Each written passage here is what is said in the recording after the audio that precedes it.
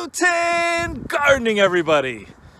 Well, it's really hard for me to believe that this empty lot behind me, this empty space, was the home just 2 short months ago, the home of hundreds of different varieties of vegetables and fruits from all over the world. There were hundreds of gardeners out here putting in countless hours of their time to produce some really healthy food for their families. And now it's just an empty plot of land waiting for next season, waiting for those hundreds of gardeners and all their different ideas and all their different favorite fruits and vegetables to come out here and turn it into a bit of a utopia, I would argue, a gardening utopia. Well, it's at this time of year, and you'll have to forgive the cars going by. I'm right by the road here, but it's at this time of year where we have to reflect on our gardening practices from last season and whether or not we want to continue doing our community garden, our allotment garden here.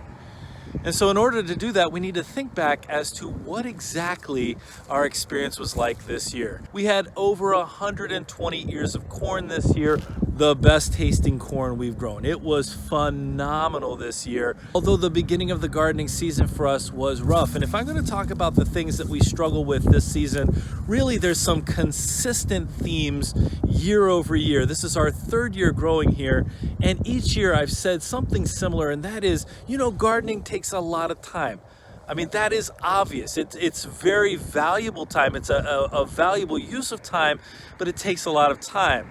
And if we make the decision to garden outside of our own property in another space, then we have to really apply ourselves to getting out here regularly early on. Meant that some of our crops, like our corn, could have been twice as productive, but we struggled. We had to come back out and replant. We got over 200 pounds of winter squash out of this garden, though. That was our biggest winter squash harvest. And I would say the varieties that we had out here is our Canada crookneck, our sugar pumpkin, kabocha squash. We had regular butternut squash.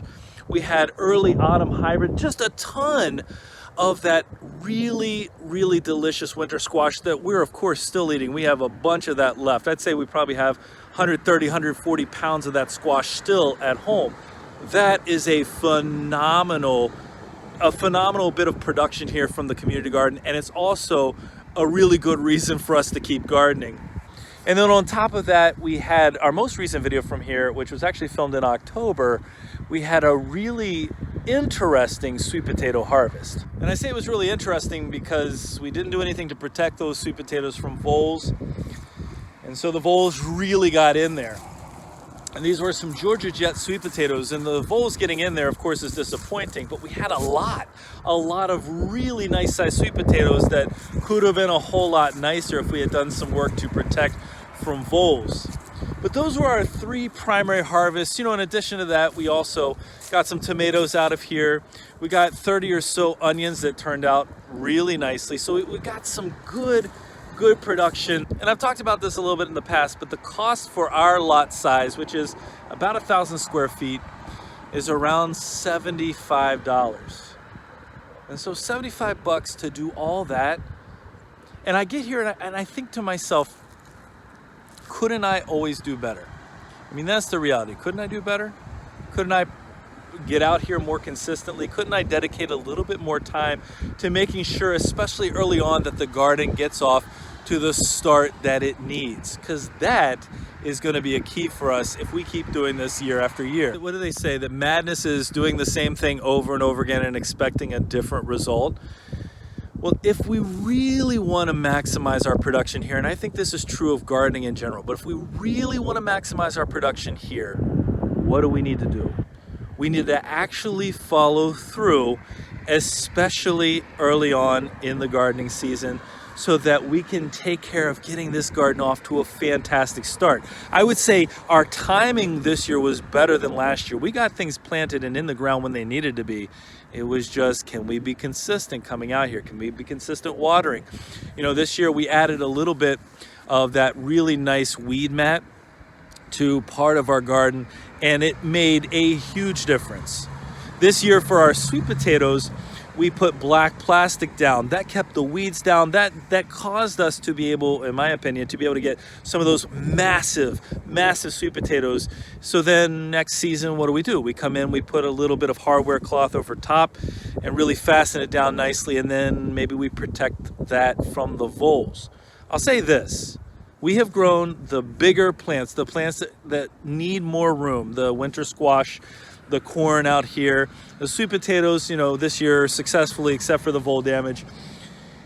And because of that, what I would argue is this is an ideal place for us where we can grow things we don't have room for at home and bring in a lot more food from our family. So $75 to me, this is a no-brainer.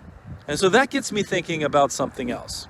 For those of you who garden, who have small gardens, we have a small garden around our place. I mean, yes, the entire outside of our property is garden space now, essentially, but it's still not enough to feed our whole family. What could you do to access more space? Is there anything you could do to access more space that could help you to grow more food for your family, like this allotment garden, this community garden plot that we have? Different ways of placing your fruits and vegetables, maybe in unconventional locations. That's fantastic. But is there a place like this where you can gain access to hundreds of new square feet of gardening space? Because if you can do that, boy, what a difference. If I can bring in an additional 300 pounds of food, for example, for my family in a season, maybe even more if I do a better job, I mean, that's night and day right there. 300 pounds, that's a lot of food, especially at that cost. Hey, if I bring in 300 pounds of food and it costs me 75 bucks, that's a whole lot less than $1 per pound of food. And I can tell you right now that the cost of food is not cheap. And so that's something else for us to consider. Well, I have a lot more that I could probably reflect on. To be honest with you, I made some pretty big mistakes this season in terms of some of the things I grew, in terms of some of the ways in which I was able to keep things going for the garden. I'm going to talk about those mistakes in a different video. I think it's always important to be reflective.